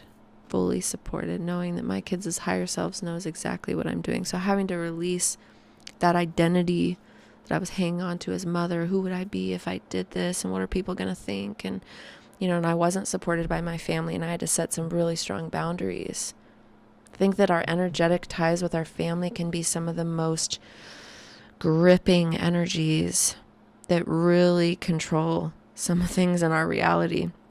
And having to set clear boundaries and really pull back from them for a while, and getting really clear on my inner guidance and what I'm doing, and integrate all the things that were happening and all the changes, and started having animals come to me and communicate with me. Plants began to communicate with me in a different way. I started experiencing working with the elements in a different way, working with plant medicines, doing this cacao thing, working with other plant medicines, and realizing, my ancestors coming to me, and these elders and these journey times, and showing me information that I could clearly see that everybody else I was journeying with wasn't experiencing. And I was like, who's holding down the altar? And it was like, oh, you are. And it was just so clear to me that nobody else was doing something that was very necessary. And because, the spirit realm is right there, and I could see it and feel it and experience it. And so it was the plants were showing me that I was here to facilitate ceremony for people, and to help support people on their healing journey, which is what I was doing. But I had to do that myself. I had to go through those journeys myself and really work with medicine and understand it and learn more of it in my relationship to it, because that's what it is. It's a relationship with the spirit of the plants. And so getting into that and getting out of the nutrition industry, starting to realize, oh, people don't need nutrition coaching, they need energy work, or they need life coaching. And they're like, oh, they don't need life coaching, they need energy work, they need healing, they need quantum healing. Transitioning all through these different things of just these realizations, awakening more and more and more. And I started doing Akashic record readings and helping support people in clearing past life stuff that they're carrying with them that's continuing to perpetuate these patterns in their life, and they don't even know where it's coming from, and seeing drastic changes happen. That's me and Amber. We did a session together when she was doing something else, and she finding out what her soul's primary essence is completely propelled her into getting back into massage. Now she has this beautiful space where other healers are coming and working, and creating a really beautiful space for this community in this area. And it's Amber is a prime example of somebody that with the right tools and information and willingness to surrender to the flow, and then take inspired action of balancing the masculine and feminine, what can actually be created, not just for herself and her family, but a large group of people. And now you're a part of that, and you're creating something of your own. And it's so beautiful because you guys together are creating something that neither one of you could do alone. And so now I travel around and hold cacao ceremonies. I play my music, my medicine music. I do one-on-one work with people, helping clear these energies to create new patterns, to help support them as their awareness is increasing. How do I integrate this information? Because I learned a lot of tools from a lot of teachers and mentors and modalities that I learned over the years to help integrate what I was experiencing, and so that I can feel okay with being a human again, literally relearning how to be a human, because I was in the etheric for so long and being oh my gosh, so it's now helping other people as they're on this journey of awakening, because it's not going to stop. The energy on the planet's going to continue to change and become more aware of itself, like consciousness does. And as that happens, and as these changes on the planet happen, more and more people are going to begin to wake up to realize that the entire reality that they've built for themselves was based upon lies, was based upon these control systems. And so I'm here to support people in their awakening, to give them tools, not to rely on me. And that's the thing, is that there's some people out there that try to get people to rely on them for healing work. I don't feel doesn't feel an integrity for me, because I'm no one's healer. I'm here to hold space for people, to empower them, to awaken to themselves, and to give them tools for self-actualization so that they can continue to heal themselves. Because I'm sovereign and I want you to be sovereign. But I'm willing to hold the space, and I'm willing to share what I know. Right, you're not out there fixing people. No. You don't have the answer book or the user manual. Like, hey, let me just fix you. Let me just give you. Yeah, I would agree with that summation. I'd say that's very accurate. It's the journeys that we've gone on together. Yeah, I mean, it was very much just, here it is, do with it what you like. But here's the thing that you're seeing, and, you know, figure out what you're trying to do here. Figure out what this is for you, and whatever your answer is not wrong. Whatever answer you walk away with, that's your answer. You may get different answers later, but whatever that answer is, like, there's that book, How to Change Your Mind by Michael Pollan, pretty big book. But it chronicled a lot of the plant medicines from all over the world, all the different variations, and on, I think it's Hulu. It's called Hamilton's Pharmacopoeia. Amazing show. Definitely go check that out if anyone who has Hulu. But basically, same thing. He goes to all the countries, and he has the experiences, and, you know. And none of them are they, all right, here's how you do it. Here's what you do. This is what you're going to walk away with. Because it's different for everybody. As is everybody's entire experience. Your whole journey is different from anybody else's. So it's fitting that your awakening is going to be different than everyone else's too. But yeah, it's a very interesting change in life. Like, I, like you, was a very different person before coming to the realizations that I came to about what this reality is. You know, very angry Marine, you know, with a lot of brainwashing. And then just one day just being like, there's got to be something better. I don't want to do this anymore. Like, I give in to whatever this thing is. And then being shown that, like, you had all the tools the whole time. You weren't seeing the picture for what it was. And now here's some fresh lenses. Now what do you think about this world that you're in? And then being able to do, hopefully, better things than I did before. But yeah, it's a crazy reality we're in. There's a lot of crazy stuff about this reality. So if people wanted to, I'll leave this open, put you on the spot. If people wanted to contact you for some sort of service or work, what is the best way for somebody, if they were feeling the things that we were feeling, right? If somebody's out there thinking there's got to be something better than this, like, I don't like the road that I'm on, right? Like, a lot of people, me especially, I felt like, well, if I do this, well, then my whole story is already written. And I don't want this story, so I have to do something different.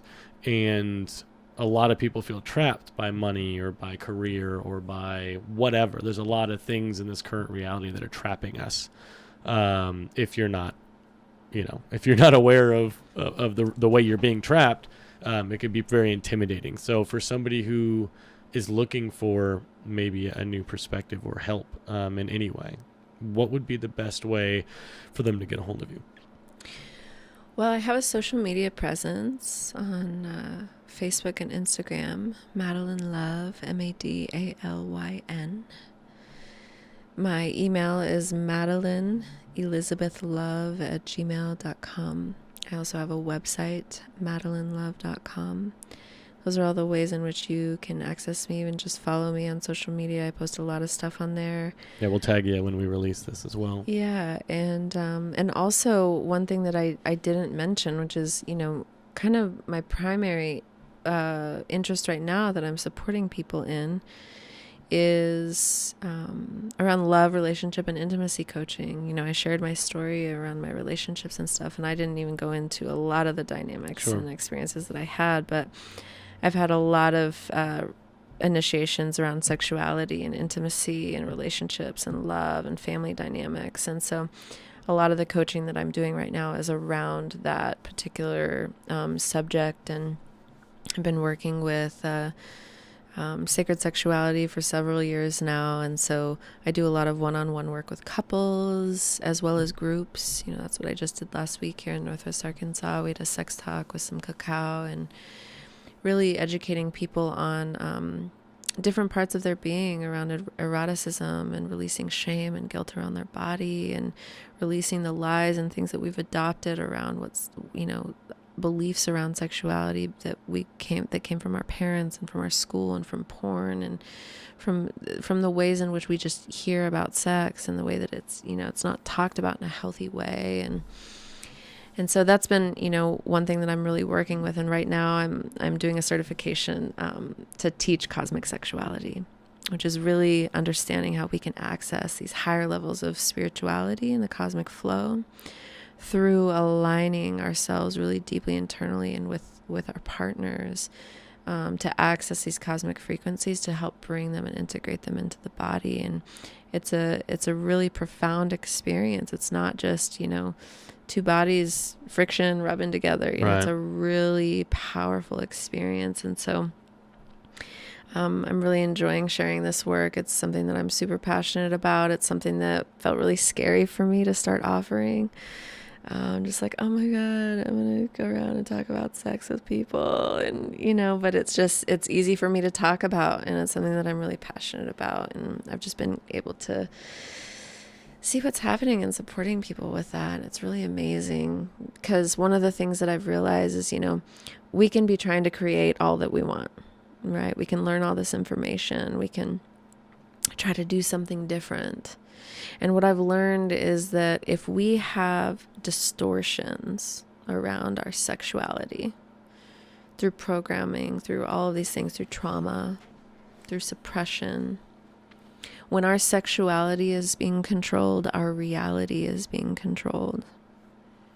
Think about all the women that are on birth control. Control.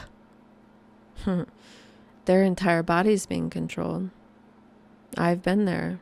I couldn't feel. There's things that I couldn't feel. There was parts of myself I couldn't access because I had an IUD or because I was taking pills every day. You know, and when this is our creative center, our sexuality is what births life. If we can birth life, we can birth anything through this center within our being. And so what I've realized is that when this gets really clear and we consciously use our creative energy with intention and sacredness and honoring it for how powerful it really is, that will support us in creating consciously our reality. It's so clear. Our pleasure, our capacity for our pleasure is our capacity for our prosperity and our abundance. It's really amazing how those two things are really linked with one another. And in order for us to feel the pleasure that we want to experience, we have to be willing to feel the pain. And that's where this beyond duality comes in. It's beyond black and white. It's all teaching us something.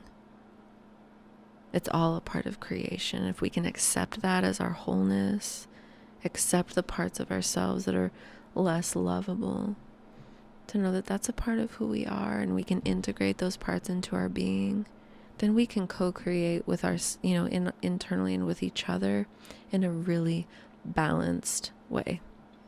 Yeah, that's a beautiful way to summarize all of that. I've been looking for those words for a while, but I've been trying to push that exact or project that exact sentiment. You talked about it's an uncomfortable conversation, right? At first, well, I got to talk about sex with all these people. Like, nobody talks about sex. Sex is like a hush hush thing. Oh, we don't. No. That's for private things. You keep that to yourself. Well, then we're all on our own, right? If you don't ever talk about something, if you can't be comfortable speaking about an aspect of your life, then you're alone. You're alone, and you have to carry that burden yourself. And maybe there's something that should be changed or could be changed. But if you're too blocked, you feel too insecure, or that it feels wrong to talk about these things are happening, right? If you don't feel comfortable talking about this thing, well, then maybe there's something within you telling you that there's something wrong about that, and you shouldn't be talking about it because you don't like it. Like, maybe, like, all of this looking into yourself, that's a great opportunity to do that. If it feels, oh, I can't tell you about that. Well, why? You don't think that, Mary Jo is giving her husband blowjobs? You know what I mean? or whatever. Or they're not having sex. They've got kids. Of course they had sex at some point. Like, there's nothing wrong with continuing to have sex. But it's especially here in the Bible Belt, my goodness, people are so suppressed. They're just, oh, well, no, we don't talk. No.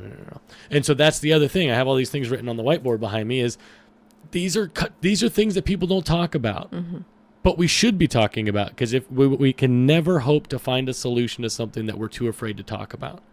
If you can't talk about it, we're never gonna fix it. It's just impossible to fix it if no one talks about it. Yeah, and that's one of the things that propelled me into this work is I was in a mushroom ceremony, and I was doing some stretches, moving some energy, doing some deep breathing, and I heard the mushroom say to me, "You're going to redefine what purity means in 2019. And the 3 things that you need to talk to people about are the 3 deepest wounds for humans. And there's other wounds that I could talk about, but I'm going to talk about these 3. God, sex, and our moms." Oh, Lord. I think everybody would prefer to talk about the first 2. I really do. So, with that, it's like, wow, okay, there's a lot in those things.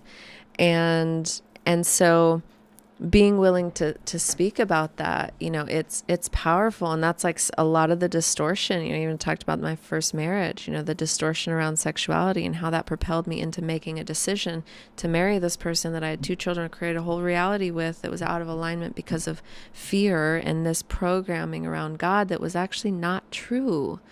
Like, sex is so beautiful. And just because I have a piece of paper from the government that has our names on it does not mean that it's okay.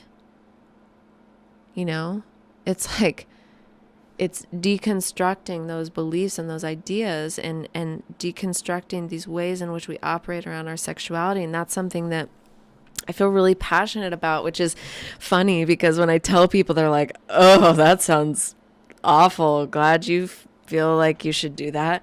But I talk about like bringing sacred sexuality into churches because my background is in Christianity, and I'm still very deeply like in communion with Jesus. Like, he's like my bud. He's with me all the time.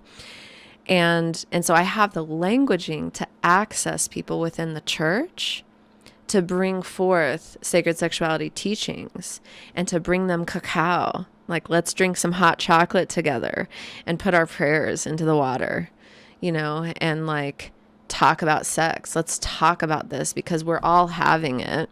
Right. Let's be integrous with it. Because I really feel like the conversation needs to be more about like, we're not even talking about it within a marriage anymore. Right. It's let's have integrity with what we're doing. And let's be in alignment with that. Yeah, I think that sentiment, I'd like to extrapolate that to all sorts of things. Mental health is another big one. You don't think everybody's suffering? We're all suffering to some extent, but no one talks about it. Nobody feels comfortable saying, "Hey, I'm bipolar," or "Hey, I suffer from anxiety," or "Hey," you know what I mean? Like, "Hey, you're making me uncomfortable." Like we joked about with Michael Phoenix, how like this 6'7" monster of a man. Like he's intimidating as hell when you first meet him, when he walks up to you, if you're unfortunate enough to be standing when he's standing, because it's like, like this guy's huge. And we joked about how like I should have greeted him with, hey, your size makes me very uncomfortable. It's very nice to meet you. Like, just get it out there. Talk about the thing that you're anxious about or uncomfortable about, because at least then it's there. Like, you holding on to it is not doing anybody any favors, because that person feels your, that whatever you're holding back, that wall that you put up because you're uncomfortable, they feel that, and you're not giving them the opportunity to truly to let them do what they want to do with that information, right? You're not giving them the opportunity to express what they need to express, or maybe dispel some of your anxiety, or you're taking that anxiety and you're like holding on to it. Yep, I'm going to be uncomfortable this whole time, when you could have just told them how you felt, and then maybe it goes bad, but maybe it goes good. I think most people aren't walking around with the energy of, oh, well, I make you uncomfortable, well, fuck you. You know what I mean? Most people aren't like, oh, well, why do I I'm sorry I make you uncomfortable. That's certainly not what I'm trying to do here. Like, most people, I think that would be your normal reaction. So by not communicating whatever it is, you're making yourself suffer. You're not giving yourself a chance to not suffer in the situation. Well, and I think too, it's like anxiety and those things are just like, that's not even the truth of who we are. Right. And so it's like, how can we target, like, what's underneath all of that? What's underneath all of that is that the truth of who we are is love, and there is no separation, and there is only connection. So let's figure out what are the things that are on top of all of that are causing those experiences. Definitely. A baby doesn't come into the world anxious. Nope. Clean slate. Yeah.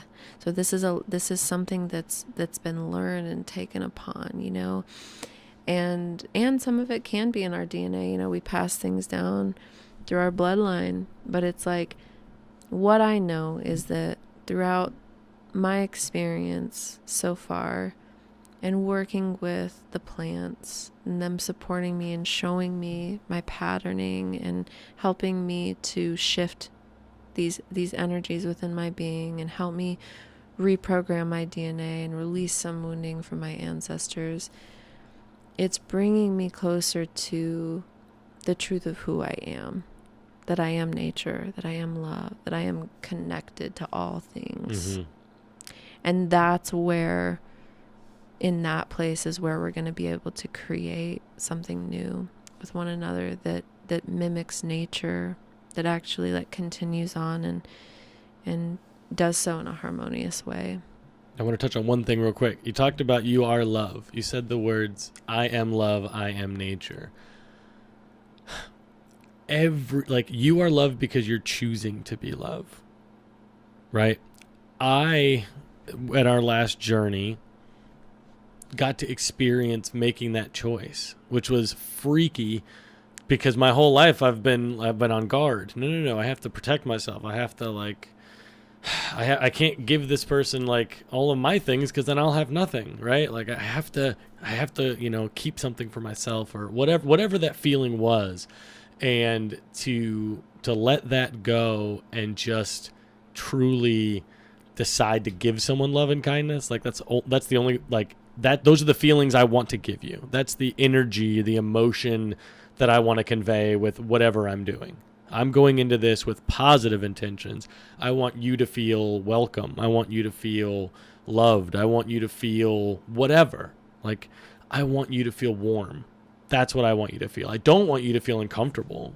And if certain things that I do might make you feel uncomfortable, right? Me being standoffish, or me not like opening my space to you completely, would make you feel not completely welcome. And the point is, everyone has it within themselves to choose to love, to choose to be love, which again, much like God, use that word. Our words don't only mean one thing. Okay. So whatever love means to you, being love, whatever that means to you, you can do that if you want to, or you could be hateful, resentful. You could be sad. You could be all of these things. Or you can decide, no, today's a new day. Tomorrow's a new freaking year. I want to be love. I want to be happy. And those two things absolutely go hand in hand. Since I've decided to be, be love and give love, I've never been happier. And I think it all goes back to dissolving the illusion of separation. Absolutely. It all goes back to that. Because when we dissolve the illusion of separation, when you dissolve the illusion that you were separate from Michael. Your love is my love. Yeah. My love is his love. You dissolved into love. Sure. And that's the thing. When we bring the masculine and the feminine together, that intuitive side and that action side and that inner child, we become whole. And we come back to ourselves and our wholeness and the truth of who we are, to that original substance. Love. Connection. Community. Hopefully. So, time for the token question. Everybody's got to have the whatever, like the kitschy bullshit. So, but I hope this isn't kitschy. I really think this is an important question that everybody should be. I spelled influence wrong on that board. That's funny. We are all human. Mm-hmm. And I made a mistake. All right. So here's the question. And everybody, please feel free, comment whatever your answer would be. I want to know what everyone's answer to this question is. Tomorrow morning, beginning of 2020, you wake up and you check your bank account and you've got $100 billion. Okay. More zeros than you know what to do with, more money than you'll ever spend, so much money you'll never have to work again. So you call the bank and you're like, hey, what's going on here? And they're like, hey, it's not a mistake. It's your money. Go nuts. Have a good day. It's like, okay, that's weird. I got all this money. I'm going to go on social media. I'm going to tell people about it. So you go on social media, Instagram, Twitter, Facebook. You've got hundreds of millions of followers. People all over the world know who you are, and they give a shit what you have to say.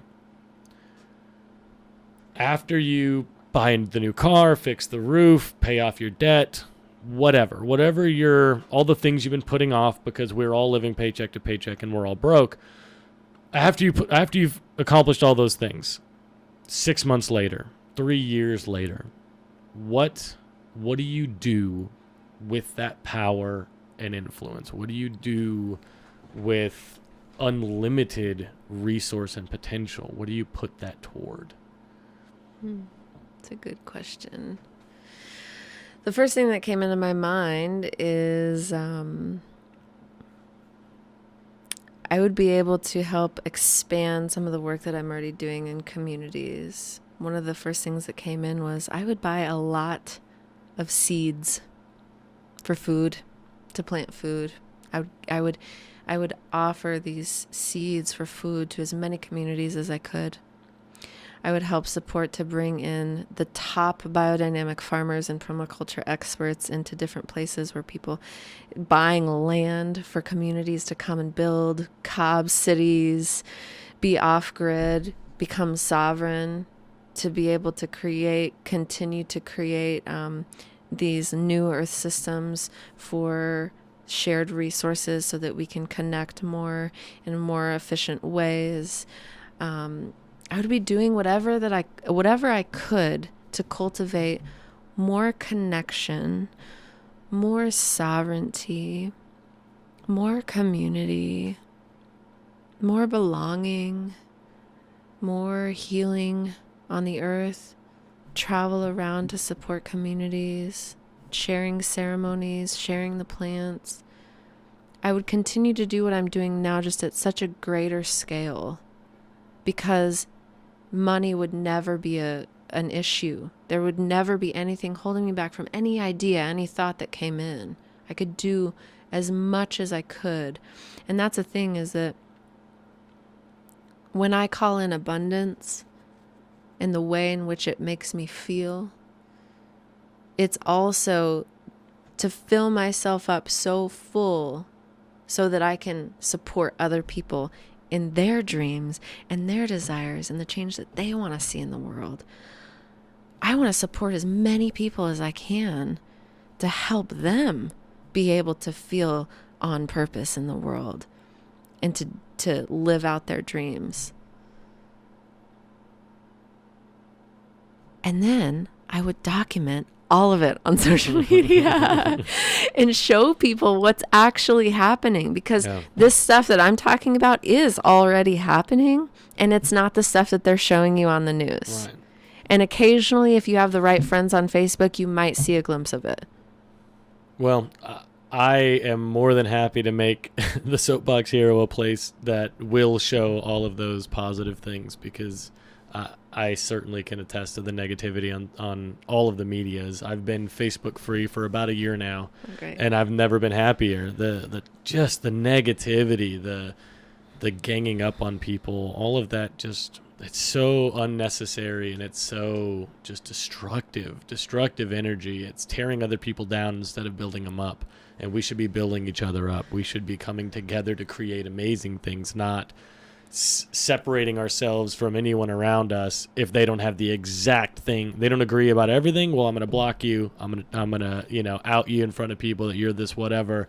Like, it's okay that you don't agree with me on 10 things. Do we agree on the other things? Like, do we agree on one thing? Cool. Let's embrace that. Let's embrace the fact that we agree about this, and let's move forward with that thing. We don't have to agree about everything. Yeah, and I think that, if you follow the right people on social media, you will also see the exact opposite side of the spectrum, where you never see any negativity. You see truth. Mm-hmm. You see the good things that are happening in the world. You can still have the awareness of these other things that are happening, but I have received so much support and guidance from so many people on social media, from the good that they're sharing, and that's my goal on social media. I've wanted to get off so many times, and I continue to lean into understanding that the majority of the planet is operating through social media, and so it's the platform in which is the easiest to reach humans right now. Mm-hmm. And so if I'm here to make an impact in the world, and the easiest way for me to make one post and push send, and it blasts out to potentially to infinity, to everyone. Right, exactly. That's just another form of my consciousness, that I can have a thought that's connecting to everything and all things. Oh, absolutely. So the end of my Facebook story is what I did was I went on my news feed and I manually unfollowed every single person. I didn't unfriend anybody. I didn't deactivate my account. Still have my Facebook. But I unfollowed everyone. And slowly, I've been seeking out people who are doing something positive. And I'm choosing who I follow rather than just allowing all information to come in. Because, yes, it is a beautiful resource. And there's no better way to get something like this podcast to people than social media. The key is be selective of what energies you're allowing in, but you want to build this network because you want to be friends with as many people as possible, because that's more people that are going to receive your message.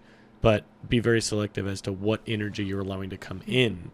Yeah, and only put out positive. I unfollow a lot of people so that they still have to see all my positive things. Exactly. And so it's great, and it's a good way to do it. And at some other time I can give you a couple of names of some people that are really amazing people to follow. Yeah, when we wrap up, I'm gonna hit you up for that. Cool.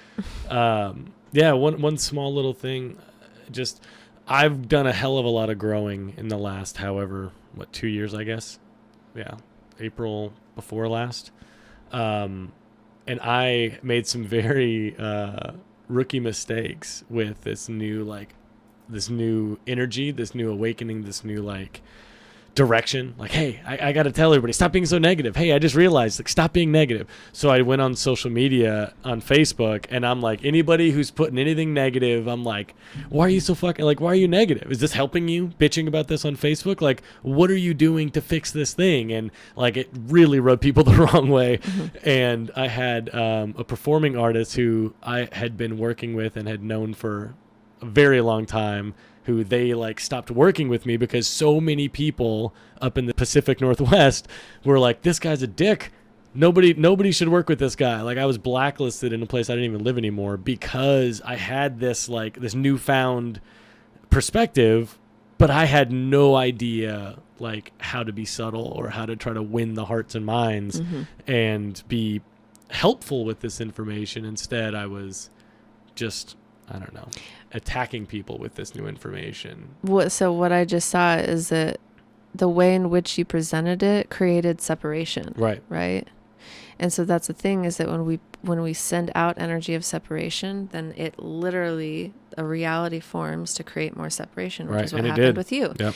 And so now it's like, and this is the shadow aspect of the divine truth being that you are, is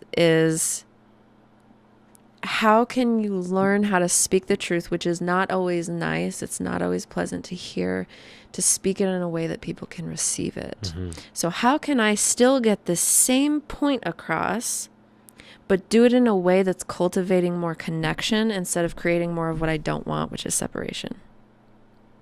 Right. Yeah. That's so it's the like key. Just changing the languaging could have changed completely, where people are like, oh, that's right, I'm gonna stop doing that, instead of like, oh, this guy's an asshole, Well, and it was the intention too. I didn't have the intention of bringing us together. Exactly. I wasn't telling you were being a negative shrew because I wanted us to be friends. I'm telling you being a negative shrew because I'm not and you are, and you should listen to me because I'm not as negative as you. Like, it was me separate. It was 100% me seeking separation, and then I was pissed off that I actually got separation. That's so funny. But yeah, it's late. It's 7:00. So time flies, right? Mm-hmm. So yeah, Madalyn Love, thank you so much for being on the Soapbox Hero. I hope we get to do this again sometime. Yeah, thank you so much for the invitation, and I just want to say a little blessing out to everyone that listens to this podcast.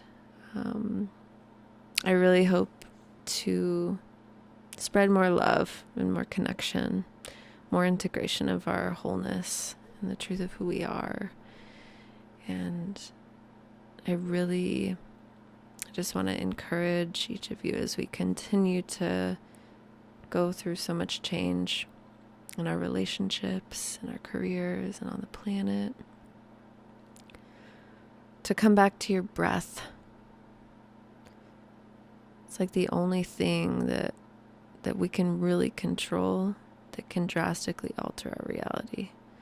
It can keep us in a state of digesting our experiences, digesting the change, instead of fight, flight, or freeze. Come back to your breath. Come back to the stillness. Come back to your center. So that's really all you have. Thank you. That was really nice. Blessings. Bye, everybody.